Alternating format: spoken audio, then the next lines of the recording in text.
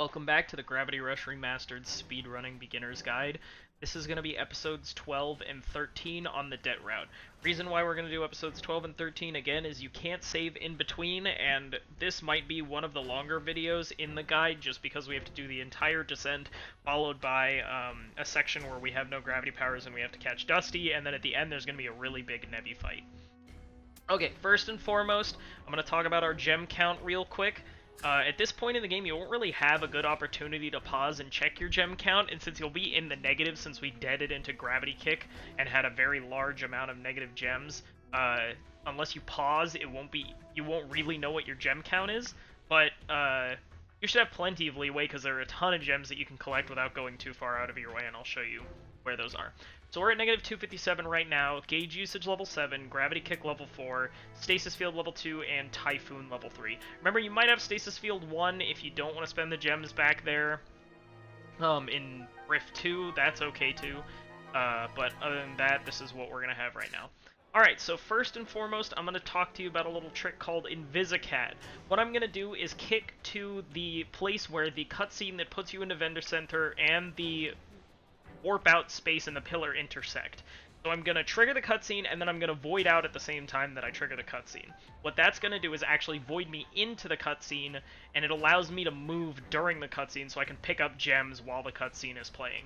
I will be invisible during this time, and the movement at the beginning is going to be really hard because the camera's not centered on you, and you literally can only see yourself in the background of the cutscene. But I'll explain kind of little tricks that we use to try to position ourselves correctly. Alright, so I'm going to kick to this little spiral thing that I'm aiming to right now. And as soon as the cutscene triggers, you'll see me void out right when the screen fades to black. Right there. Okay, so you're going to hear me void in, and then there's going to be a text box because it's the first time in the game that I've voided out. And then I'm going to hold up and to the left a little bit, and then a little bit to the right, and you see in the background where I'm kicking, and then I'm just going to float here because at this point I can't see at all where I'm moving. But as soon as this little part of the cutscene ends, I'll just be in control of Cat here. Alright, so this was good positioning. I just wanted to be right by these gems. And then I'm going to kick off here. Did I grab those? Okay. And then I'm going to kick off to the left side. And then we're going to grab this line of gems here. Alright, now I'm going to hold forward to the right, grab this manhole, and then that's going to be the Invisicat strat. Okay, so the rest of the gems that you can collect, remember, it's only really necessary based on what your gem count is. So right now I'm at about, what, negative 92. So I have a pretty solid gem count. I'm going to show you, like, at this point, because you would collect 325 gems during the first part of episode 13, I don't need to collect any more gems to make sure that I can det into Gravity Typhoon 4, which is the important upgrade that we're going to have. But I will show you where all the gems are just in case you want to know. So the best route that you can take that's a little bit out of your way is you're going to kick straight up here, across this, then we're going to grab the 25 here, kick across this line here, grab the 40 here, and then you can grab the 80 that's along here. So those are the best gems you can get that aren't too far out of the way, and then we're going to start episode 12. Okay, so at this point, you're going to be trying to grab that letter, even though we don't get it until all the way into episode 17. But we're just going to kick straight down here and to the left. Alright, so this is one technique that will just, it's gravity pumping downwards. So if you start your kick and you cancel gravity early, Cat does have this animation where she falls a little bit faster, and this collectively does save time. So you are going to be gravity pumping downward pretty much for the entirety of this chapter. Up and coming, we have what's called the Steve clip, or the World Tree clip, whatever you want to call it. And what we're going to do is we're going to make Crash land into a very strange corner. And when she gets up, she will actually get up through the wall. So what you're going to do is go against this wall, push up against it. She's going to crash land like that, and when she gets up, she'll clip through the wall. So once we've got this clip, we're now inside. We're basically in between the inside and the outside of the pillar. And this will allow us to just go straight down without needing to basically go in, go back out, go in again, and go back out again. So, even though we would love to just kick straight down, there is the kill plane that's still here, and the only way to remove it is to remove our gravity powers. So you're just going to kick straight across here, going to trigger this, and then we're just going to fall straight down. Now, There is a very specific way where you can actually skip the tutorial that comes up right now. It's pretty difficult to do, and it only saves maybe a few seconds, so I wouldn't worry about it too much when you're getting into the game. And also, no music plays when you skip the tutorial, which is a little weird. But anyway, basically we're just going to push Cat with the left analog stick until she lands. We can see off in the distance here where the second spot is. We do want to get our gravity powers back, even though we technically don't have to, just because we can move faster as soon as we get them back. So we're just going to fall all the way down.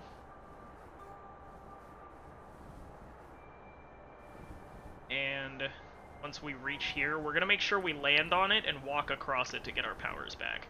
So remember the evade canceling, we're going to hold, basically we're going to position ourselves, hold R2, or hold forward, mash R2, and then as soon as we land on it, we get the powers back. Now we're going to kick, we're going to gravity pump downward again.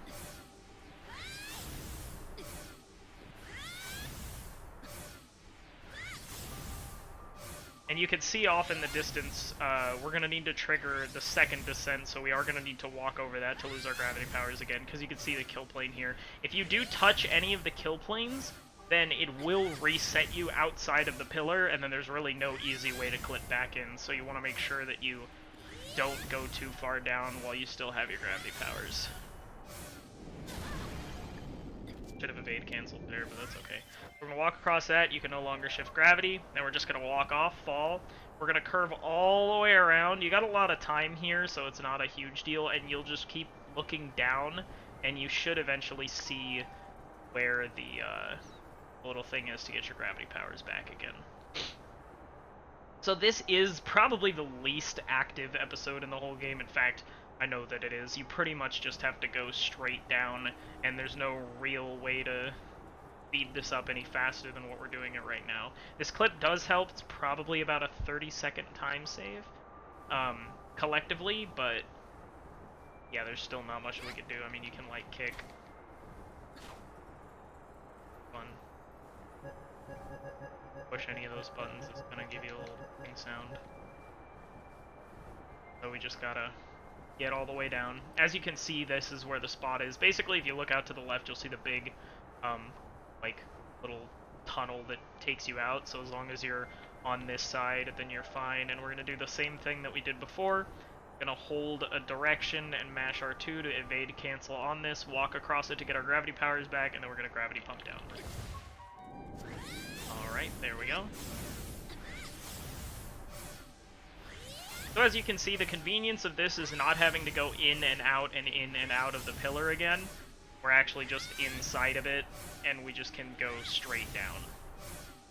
So here's where we're about to do the Falling Raven fight, and we're basically just going to kick inside this little part, and then a cutscene's going to trigger that's going to teleport us inside of the pillar again, so that'll allow us to save some, allow us to get back in. And even if, let's say, you missed getting your gravity powers back, you will get them back by triggering the cutscene, so you don't need to worry about just not having gravity powers.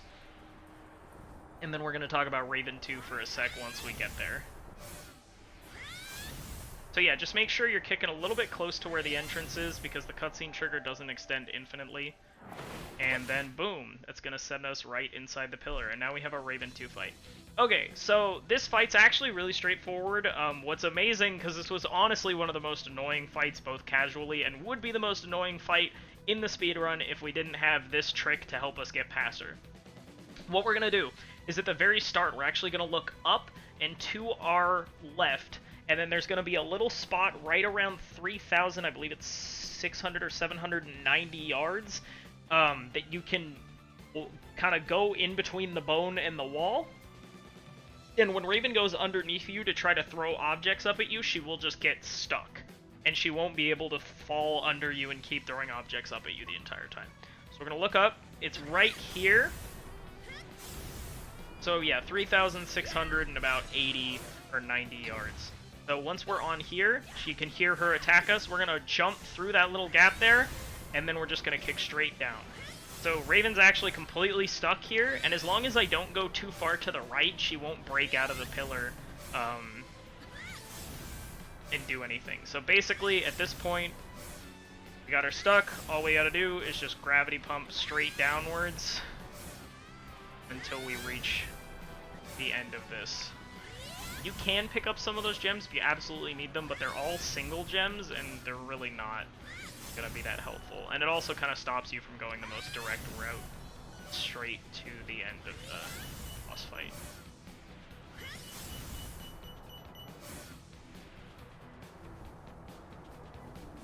Yeah, there's really not much more to talk about during this episode. It's just kicking straight down. If we're ever in a marathon run, we got donations. This is always a good time for them to read donations. Keep that in mind.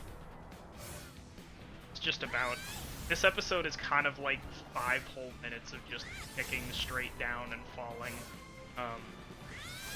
As far as we're aware, there's really no way to speed this up, but that's okay. It's a big kind of a nice break in the sense. It's right around in the middle of the run. Around this point, if you're on a good pace, you should be somewhere around like 50-ish minutes, between 45 and 50 minutes. So you are hitting that halfway point in the run. That would be on like, if that was it, you would be on about like a 130 something pace. So if you're starting out and you can reach this point in the game in under an hour, then you're doing pretty well off for yourself, I'd say. So yeah, just make sure we keep kicking and then canceling the kick. I know it's kind of weird, it might not seem faster, but we have tested it and we have timed it and it is faster. So. Basically when Kat has that like thing where the camera kind of zooms out and she falls a little bit faster, that does help out.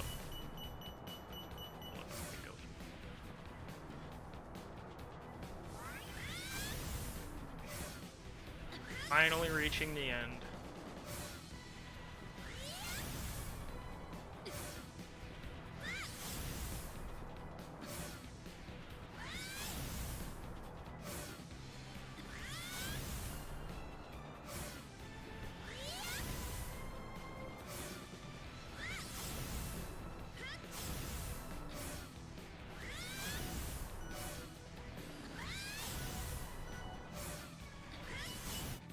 Okay, and there we go. This cutscene we're gonna skip instantly, skip the text box. Now we gotta wait. This cutscene skip's kinda gonna be when you see this shoot up and hit the wall. It's like right there. So just give it about a sec after it hits the wall. Alright, now we have the cage. This is actually the perfect bathroom break if you absolutely need one. It's halfway through the run and there is nothing we can do to speed up this section. However, if you want, and it lasts for, I believe about a minute, but you can move and jump around just for fun. You can't kick, you can't shift, can't do anything, and there's no real way to break out of the cage, so we just gotta wait it out.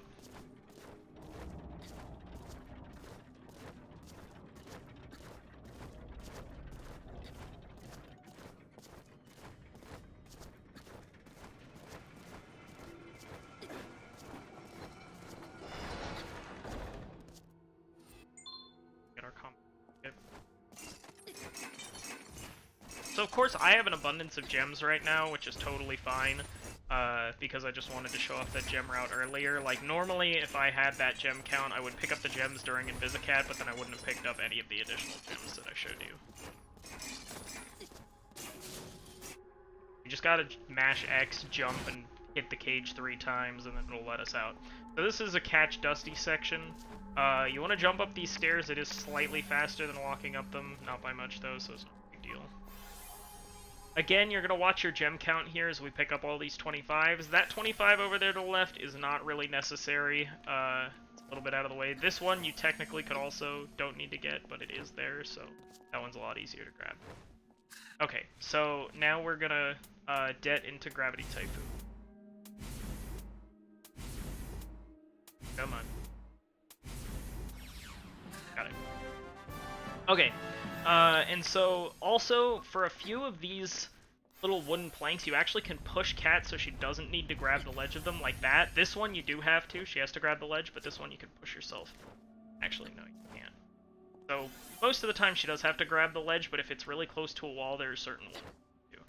Also, if you do this right, you can one-cycle all of the guards, so you don't need to wait for them to turn around, but the timing is pretty strict. So here, again, we can push ourselves up the wall. Oh, I didn't get it that. Last one. Push ourselves.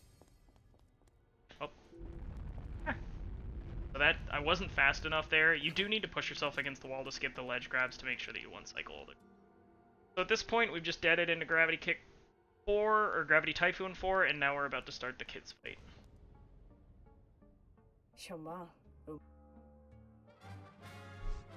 Okay, first thing in the kids fight. The enemy that's directly in front of us is something we've never fought before, and it's called a dragon. Well, we call it a dragon. These enemies are pretty annoying because they like have these wings that will cover their gems, and they fly around and they shoot bullets at you. So they're really annoying to Gravity Kick. But for pretty much every single dragon in the game, if you use your resources correctly, you should be able to Gravity Typhoon them, which is optimally what we want. First, we're immediately going to look to our left. We're going to kick the flying Nevi on the left, and then that should, like, the bounce from the kick should help us juke the first set of bullets that the dragon's going to throw, and then we're going to immediately Gravity Typhoon and kill as many things as we can. We're going to kick this guy. Shot its first bullets, so we're going to shoot Gravity Typhoon. One thing I do want to point out before we let everything go is if it does, Gravity Typhoon does take a little bit to start up, and if you do get hit during the startup, it will completely consume your gauge, and that's called getting Gravity Typhoon canceled, and it's one of the most brutal time losses in the game, so whenever you are about to start your Gravity Typhoon, make sure that you are at a safe enough distance so that any sort of bullet, like stray bullet or like Nevi, isn't going to be able to hit you, like Swordfish or anything like that. Because they will absolutely wreck, and you'll lose, like, you could lose up to a minute, maybe more, depending on how crucial the Gravity Typhoon is. And almost every single Gravity Typhoon that we're going to use from this point on is, like, calculated and is incredibly needed to keep up a good pace. Alright, so we're going to aim it, kill this dragon. As soon as he's dead, we're going to kill all the Nevi over here on the right side. And then we are going to... Okay. So all these Nevi here have orange gems, which means a long-range kick at level 4 will kill them. But of course, a short-range one, you're going to need to RGK. We're going to wait for our gauge to come back, and then we're going to kick this one. This pathing is, there's a couple different routes you could take, but I'll show you the one that I like to do the best. We're just going to kill these guys, and then we're actually going to drop down here, and we're going to take care of the ones that are down here. Grab these 25s while you can, because they're not too far out of the way, and then we're going to need to bait out the shark. These sharks will, at level 1 health, one-shot you, so just, or two-shot you. So just be careful if you take a little bit of damage. Like, if you're below yellow health, any shark attack will kill you, so you can grab the health that's right here. Oh. And remember, we're going to RGK and double kick as much as we can. With level 4 kick, you should be destroying these enemies pretty quickly, but there are a lot of them. And a lot of this is management about how you work around when Gravity Typhoon comes back, because we are going to use Gravity Typhoon to finish off this fight as well. And you just want to use this general path. And now we're just going to be taking out as many Swordfish as we can before our Gravity Typhoon comes back. Boom. I'll take out one more. You only want to leave about 1 or 2, and then we're just going to Gravity Typhoon to finish off the rest of this defeat.